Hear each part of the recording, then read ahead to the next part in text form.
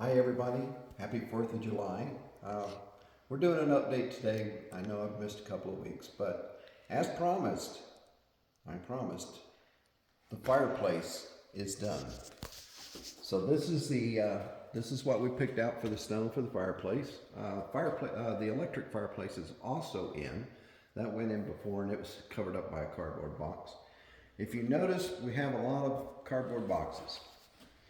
Well, the reason that all these cardboard boxes are here is because the kitchen is in. We went with two-tone kitchen. Mary and I took a while to decide on colors because we keep going back and forth on colors, and we're doing that again with the floor. I have this real bad habit of changing my mind when I can't make up my mind. So the back cabinets, from there, refrigerator, stove will be there, dishwasher will be there, all the way to this pantry on this side. These are all gray. Shaker style. Shaker style. These are all real wood cabinets. So shout out to Wholesale Cabinets or RTA Cabinets. They make the best cabinets we have found. Went into our old house. They're also in the cabin. And now we put them in this whole kitchen. Dan and I have been going back and forth on this. We're not sure what it's supposed to look like, so we've ended up creating this. This is going to be a solid piece all the way around, and what it does is it hides the lights that are under the cabinet. So that's going to be all the way around on the bottom of the top cabinets. Dwayne spent a couple of days putting up this miraculous molding here. I hate this molding. I am so glad I didn't have to cut it. I've never seen anything that's more of a pain in the butt than this stuff is. So Dwayne spent 2 days doing this. Turned out fabulous. They did a few modifications here and there so that everything would come out the way it should be. We bought a big refrigerator, so we needed a bigger space here than what the cabinets actually allow for. So they added, is it on both sides? No, it's just on one. Just on this side. Had to add in a filler here to make it wide enough for the refrigerator to go in. We do have a problem with one of the plugs, ended up being behind the wall, so it had to get moved over here. So we have a few places that are going to have to be repaired. I don't know what that holds for. Pulled the cabinet out. Remember? Oh, yeah, we had to pull this cabinet out. It didn't look right. It was supposed to go up against the wall. Mary can't reach it, even with a step ladder, because if it's back there, it puts a whole another 3 inches onto the cabinet length that she has to reach, and she's short 3 inches. So running joke. So we moved it out here, and I think it looks a lot better. So does Dwayne and Dan. We do a lot of working back and forth between Dan, Dwayne, and me to get things the way we think that it should look, and I think it's turning out great. What? Oh, this is a sink. We're putting in a farm-style stainless steel sink. Did we get the black one or the stainless steel? Stainless steel. So sink is somewhere. It's either in storage or it's down in the shed. It's in storage. I know what unit it's in. But that'll be coming in later. Don't want to put it in yet. Dishwasher's going to be here. Center island. We measured everything out, decided on what we wanted to put in the center island. And once the island is in, we now realize that it's about a foot bigger than the island that we had in Florida. So this is a big island. So we got 6 drawers, the drawers are on the other side. 6 drawers on the other side, and open cabinets on this side, wine cooler, and Coke refrigerator. It's a combo. We saw it at Lowe's, and they had one left, and we didn't want it to get away like anything else that happens to us. Every time we find something we like, it disappears or goes on clearance and we can't get enough of it. So we went ahead and bought it. It's been sitting down in the shed for forever, but it's sitting over there. It goes right in this spot. There'll be 2 plugs on either end so that we have power on the island. Originally had planned on a pull-out table coming out of this side so it would pull out and give us extra table. Dan and I, we talked about it, and we'd have to add 4 inches to the countertop, and we decided that wouldn't look right. It wouldn't match the countertops on the other side. So that idea is going to be a table down in my shed probably, because we already got the tabletop. So I'm going to walk you through the practicality of the kitchen, because I actually designed this kitchen. So the island in Florida had a very similar layout to this, and it was really helpful to use these pull-out drawers to put your Corningware plates in, so that, you know, they could just sit down in and they don't get stacked on top of each other.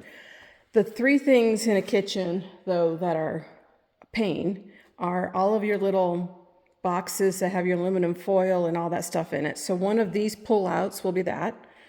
The other thing is your cookie sheets, your cookie pans, all those things. So the other pull-out's going to be that.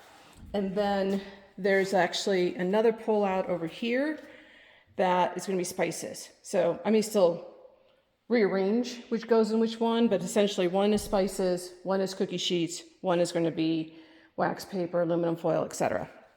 And then we do a small cabinet here. We did this in Florida. It was handy that we put our pills in. So it's a little pill cabinet. And so when designing this kitchen, I thought about our kitchen in Florida because we liked that kitchen. There was a few nuances about that kitchen that we wanted to make sure we accounted for in this kitchen, primarily that you could open the dishwasher without hitting the island. So in Florida, we had this problem that we actually couldn't put the dishwasher to the right of the sink. We had to put it to the left of the sink, but then you couldn't open the dishwasher and the stove at the same time because they would hit. This kitchen is actually a full cabinet bigger. So we've got a lot more room between the island and the cabinets, so everything can open freely. And then we actually have an extra cabinet this way. So what's odd about this kitchen is it's bigger than the one that we had in Florida, which we thought was a good sized kitchen, but it doesn't look it because of the size of the room, I guess. But it's great. We have a lot of space. Up here, these cabinets don't have the doors on them because we actually have glass doors. So we do have the wood doors. It came with the wood doors, but we could also order the glass doors. So the guys don't want to put those on until we're almost done. Don't want to risk getting the glass broken. And so they had originally installed just the wood doors. I see they've got them back off again.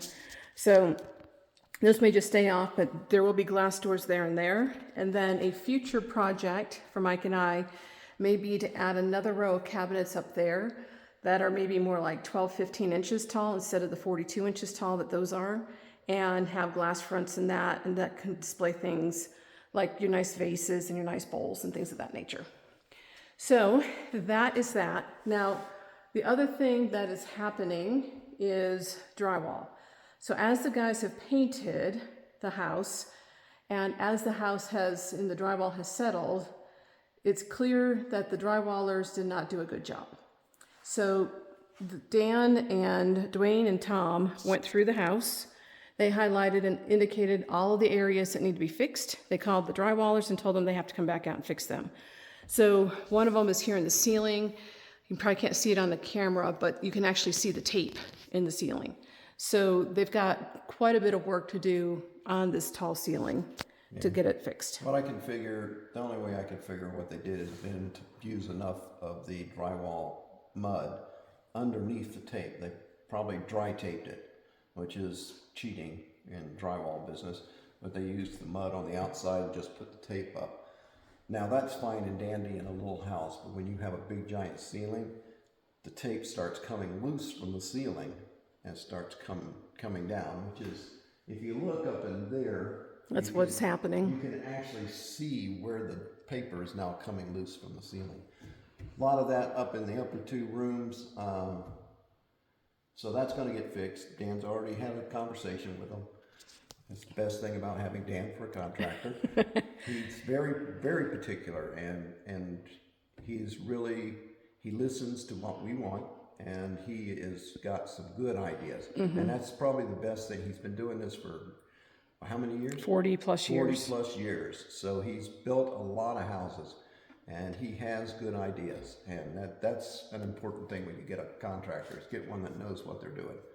Tom has been staining doors. So the doors are all in different rooms all over the house. They've all been stained, 2 coats of stain. So Mary hasn't seen the most recent color. It's changed a little bit. Shall we go? Is Yeah, it in the let's go. bedroom? We'll go and look at the doors. They've got a little bit darker on the second coat. The one down there in the hallway is not stained yet. Well, that one's not going to get stained. Oh, those are pretty.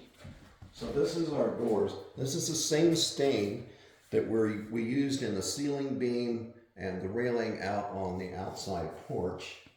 And this is the second coat. So these are done.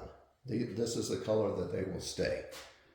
These are, I don't even know where all the doors go anymore. They're marked on it somewhere. So it's this door. Well, it's all the bedroom doors. It's the bathroom doors, laundry room door. All doors. So it's all those doors. So there are 2 double doors. One will be in the foyer, and one will be upstairs in Mike's office, because that's basically a bedroom with a bedroom closet. Yeah. No, those look nice. I like the color. They turned out nice. Tom does a great job. Oh. Yeah. Oh. Well.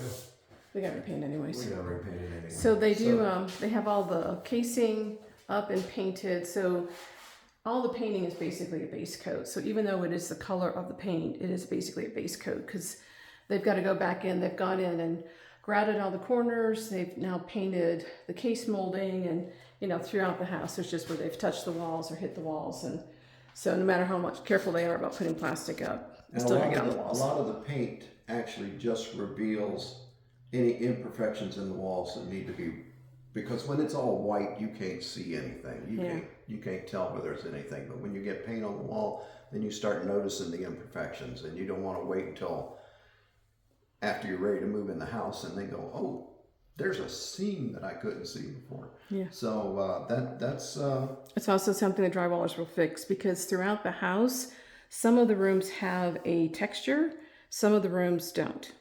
So it's inconsistent, which is the other thing that Dan was not happy about. one wall will have and one wall won't. So they are also going to fix that. So we have special lumber that Dan, very particular about where he gets his lumber at. He had to go, let's go look at it. It's here. There's one of the beams is right here. So this is spruce. It's fine finished spruce, and it'll get a hand sanding, and then it'll be stained the same colors and everything. These are the posts for our railing on our staircase going upstairs. He had to get these out of California. So he went to visit his son in California. I think his son brought him Father's Day weekend. Well, he went up and visited him, and then he got this, and his son brought it up when they came up for Father's Day. His son is also a contractor. In California. He builds in California.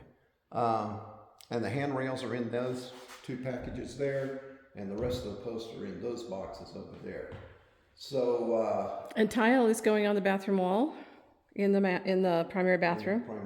So that's going on. The tile. That is the tile. So that's going on. So it kind of has a spa, very casual, I would say, light look to it. It's very similar to the pattern that's on the front of the vanity cabinets. So that's why we picked it, to keep it kind of light and airy. The other thing we noticed today when we walked in is they're getting this ready for its light fixture. So they had to drill a hole through that beam and pull a wire through it. So it looks like that was done. I swear it wasn't there yesterday when we walked the house. It was not yesterday. But it's there this morning. So I think Dan's been over this morning working on some stuff, even though it's 4th of July. But I think that's the progress. This is all the wood for the staircase. And he does have the decorative on the inside going up the staircase. Now, Mike did mention the flooring. So in February, when we went to Phoenix, we picked out flooring. We have since looked at probably 100 different floors since then. and decided yesterday to go back to the original one that we picked. So as of yesterday, Mike was okay with that. We'll see if by Well, we got the time we order it, if he has changed his mind again. we got 4 It's the one I want.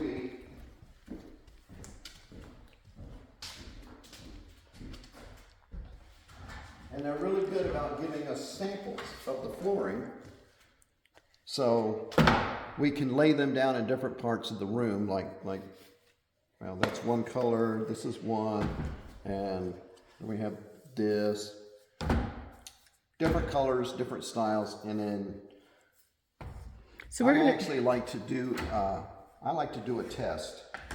Let me see if I can find one of them that I did a test on.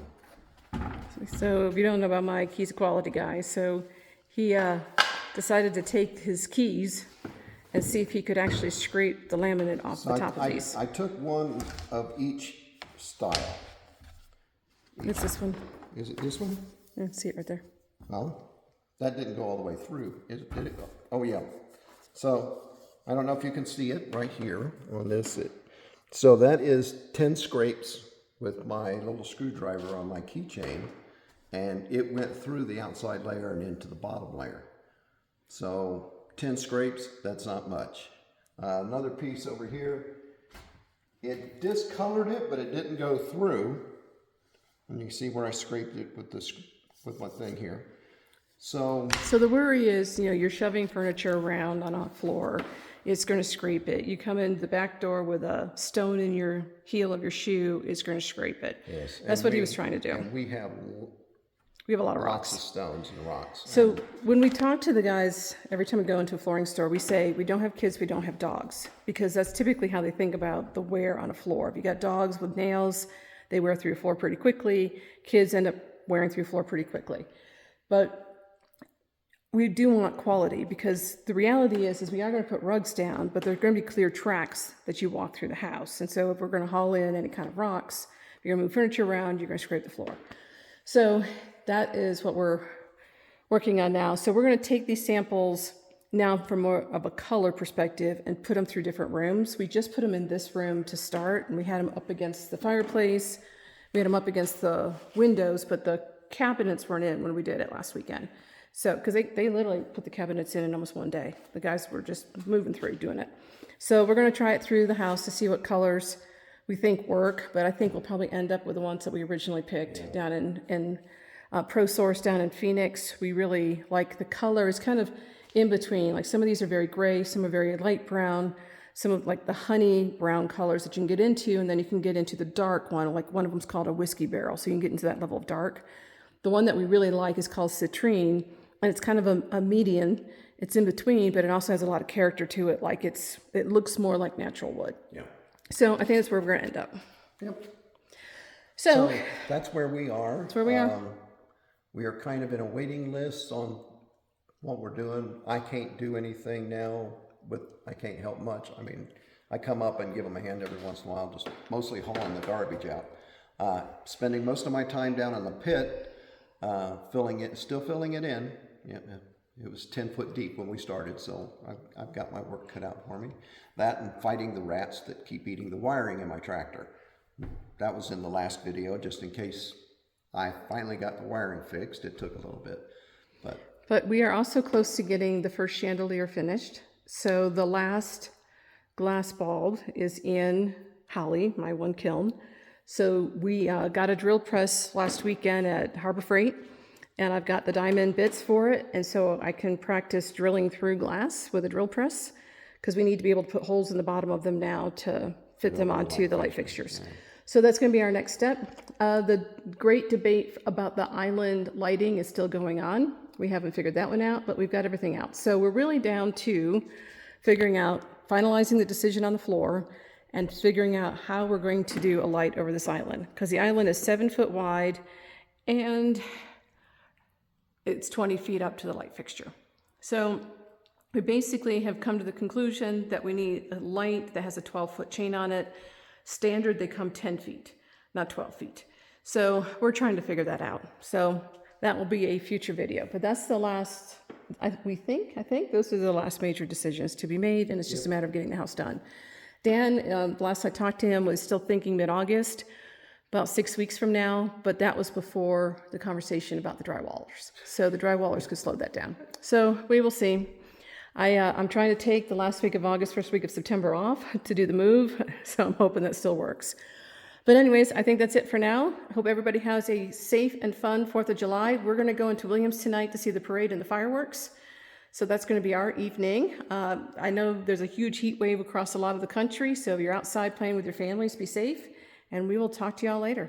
Yeah, we'll try to send you a recording of the parade. At the last thing that I saw, which was posted 3 days ago, there were going to be 95 cars in the parade, so that should be interesting. The American Legion will be doing the flag bearers again, and they're also bringing in their motorcycle group. So that's going to be exciting. Excellent. All right. Bye now. Bye, everyone.